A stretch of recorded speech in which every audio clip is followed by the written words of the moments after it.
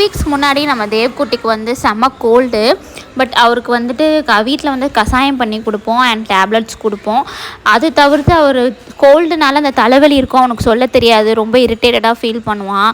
அதனால வந்துட்டு அவனை ஆவி பிடிக்க வைக்கிறது ரொம்ப கஷ்டமாக இருக்கும் ஃப்ரெண்ட்ஸு. நம்மளே ஆவி பிடிக்க கஷ்டமாக இருக்கும். கிட்ஸ் எல்லாம் வச்சுட்டு தண்ணிலாம் எடுத்துகிட்டு வந்தால் ரொம்ப பயமாக இருக்கும். தட்டி விட்டுருவானோ, கையை வச்சுருவாங்களோன்னு பயமாக இருக்கும். அது முக்கியமாக நம்ம தேவ்குட்டி கூட ரொம்ப டேஞ்சரஸாக இருக்கும். திடீர்னு தட்டி விட்டு போயிட்டான் அவ்வளோதான், அவன் மேலேயும் பட்டுரும், நம்ம மேலேயும் கொட்டிடும். ஸோ அதுக்காக வந்து அமேசான்லேருந்து அகோரா ஃபேஷியல் ஸ்டீமர் வந்து வாங்கியிருந்தோம். இது வந்து இப்போ ரொம்ப யூஸ்ஃபுல்லாக இருக்குது எங்களுக்கு.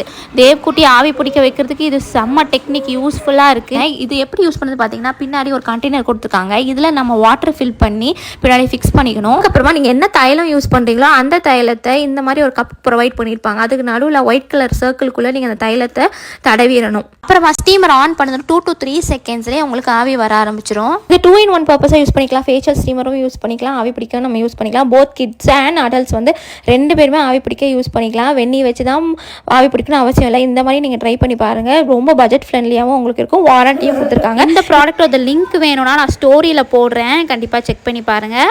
நம்மால் பயங்கரமாக என்ஜாய் பண்ணுறாரு. ஏன்னா அந்த புகை வருது, அவருக்கு நல்ல ஜாலியாக சந்தோஷமாகவும் இருந்துச்சு. அவர் நல்ல மூடில் இருந்தார், விளையாட்டு மூடில். ஸோ அப்படியே ஆவி பிடிச்ச மாதிரி இருந்துச்சு, அவருக்கு விளையாட்டு காட்டின மாதிரி இருந்தது. பாருங்கள், அவர் முகம் வந்து நல்லா வேத்துருச்சு.